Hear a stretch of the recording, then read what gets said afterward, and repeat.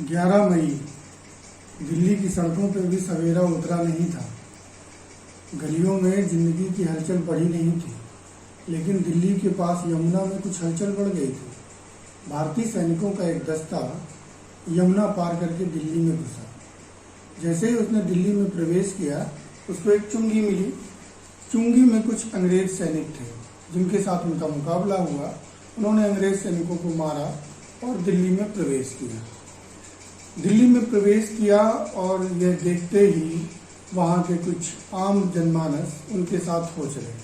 वो आगे बढ़ते हैं और मुख्य किले के पास पहुँचते हैं। मुख्य किले के पास कुछ अंग्रेजी सैनिकों को हताहत करने के बाद मुख्य द्वार पार करके अंदर जाते हैं। और अंदर का जो मसला है वो इस तरह का है कि अंदर एक राजा है, तथा कथित राजा या बादशाह, जो अंग्रेजों की पेंशन पे जिंदा है। जी हाँ, मैं बात कर रहा हूँ बहादुर शाह जफर। ये जो नाम है जफर, ये उनका साहित्यिक नाम है, एक तरह का सेड्यूनम है, छद्म नाम है, जिसे वो अपने साहित्य को परोसने के लिए प्रयोग करते थे। ये जो भीड़ है जो भारतीय सैनिकों के साथ दिल्ली के किले में प्रवेश करती है, यह उस बूढ़े राजा से, जिसकी उम्र लगभग 78 या 80 साल की है, अपने इस विद्रोह की, अपने इस भीड़ की रहनुमाई करने की अपील करती है। लेकिन राजा बड़ा विस्मित है, भौचक्का है और घबराया हुआ भी है। उसको दो बातें बहुत ही साल रही हैं। पहली तो ये कि वाकई में ये भीड़ करना क्या चाहती है, और दूसरी, क्या मैं इस भीड़ का नेतृत्व करने लायक हूँ। जी हाँ, हम हैं प्रदीप सिंह और आप देख रहे हैं इतिहास गंगा। मित्रों, मेरी थोड़ी सी बातों से आपको तो समझ में आ गया होगा कि मैं बात कर रहा हूँ उस लड़ाई की जिसने भारतीय स्वतंत्रता की नींव का पहला पत्थर रखा। मैं बात कर रहा हूँ उस विद्रोह की जिसने अंग्रेजों को यह समझा दिया कि भैया कंपनी बहादुर, बहुत दिन तक इस देश को अपनी गुलामी की जंजीरों में जकड़ के रख ना पाओगे। मैं बात कर रहा हूँ उस अदावत की जिसने भारत को एक साथ खड़ा करने के लिए मजबूर कर दिया। मैं बात कर रहा हूँ उस बगावत की जिसने भारत को भारत राष्ट्र बनने की दिशा दिखा दी। जी हाँ, आज के इस अंक में हम चर्चा करेंगे 1857 के विद्रोह की।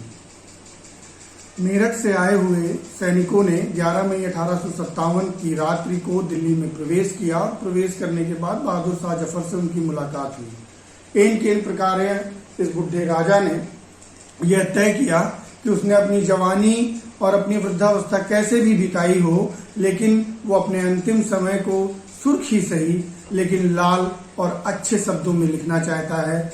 उसने उन सैनिकों से कहा कि ठीक है, मैं आपका नेतृत्व करूंगा, और सैनिकों के इस प्रस्ताव को भी मान लिया कि वह अपने आप को शहंशाह हिंदुस्तान घोषित करें, और उन्होंने किया। और कुछ हुआ हो चाहे ना हुआ हो, लेकिन इस पूरी घटना से एक बात तो हुई कि दिल्ली का जो गौरव खो गया था, दिल्ली की आन बान शान जो अंग्रेजों के मोटे बूटों के तले दब के रह गई थी, वो कहीं न कहीं वापस आती दिख रही थी। मेरठ में सैनिकों का उतावलापन, उनका दिल्ली की तरफ कूच, और दिल्ली में उनका स्थायित्व। उन्होंने दिल्ली के जो भी सरकारी दफ्तर थे उनको तोड़ा फोड़ा, उन पे या तो कब्जा कर लिया या तो उनको जला दिया, और इन प्रकार दिल्ली पे कब्जा कर लिया। दिल्ली पे कब्जा करने के बाद ये जो एक लहर उठी, ये जो उमंग उठी, जो स्वाधीनता की लहर, तथा कथित स्वाधीनता की लहर कही जा सकती है, क्योंकि तत्कालीन समय में वाकई में क्या ये लड़ाई भारत की स्वतंत्रता की थी या केवल उद्देश्य अपने अपने थे। बात भारतीय साम्राज्यवाद की है, बात भारतीय राष्ट्रवाद की। धीरे धीरे ये बात आग की तरह फैली। भारत के लगभग 2,34,224 सैनिकों में से आधे सैनिकों ने अंग्रेजों की रहनुमाई वाली अंग्रेजी सेना छोड़ दी थी। यह जो आंकड़ा मैं आपको बता रहा हूँ, यह विपिन चंद्रा की आधुनिक भारतीय इतिहास से लिया गया है। आगे बढ़ते हैं। जैसे ही दिल्ली की एक खबर आम जनमानस में फैली, धीरे धीरे यह बात कानपुर, लखनऊ, इलाहाबाद, बनारस, जगदीशपुर और झांसी तक भी फैली। ऐसा नहीं है कि यह प्रथम स्वतंत्रता संग्राम की प्रथम घटना थी दिल्ली के कब्जा। इसके पहले भी कई सारी अंग्रेजी छावनियों में असंतोष की लहर जाग उठी थी। बुरहानपुर की 19वीं इन्फेंट्री, नेटिव इन्फेंट्री ने नई किस्म की जो राइफल आई थी, इनफील्ड राइफल उसका प्रयोग करने से मना कर दिया था, और प्रयोग करने से मना करने पर उनके सार्जेंट ने उस रेजिमेंट को भंग कर दिया था। इसी बीच बंगाल की 34वीं बंगाल नेटिव रेजिमेंट के बैरकपुर के सिपाही मंगल पांडे, जी हाँ, जैसे ही मैं नाम लेता हूं मंगल पांडे, आमिर खान अभिनीत फिल्म मंगल पांडे का मंगल है मंगल है मंगल है गाना कानों में बजने लगता है। मंगल पांडे ने जो नवनिर्मित राइफल आई थी सैनिकों के प्रयोग के लिए, जिसका नाम था इनफील्ड राइफल, दोस्तों याद रखिएगा ये नाम बहुत ही महत्वपूर्ण है। इनफील्ड राइफल में जो कारतूस प्रयोग होता था उसमें गाय और सूअर की चर्बी का प्रयोग होता था। जो भारत के जो मूलभूत जनसमूह थे, चाहे वो हिंदू हो चाहे मुस्लिम हो, दोनों के धर्म को बट्टा लगाती थी।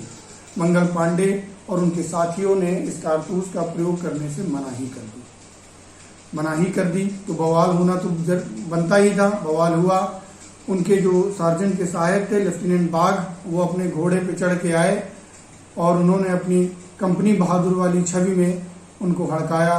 और इस पे क्या करता हमारा बहादुर, मंगल पांडे ने गोली उठाई और उनको सीधे ऊपर का रास्ता दिखाया।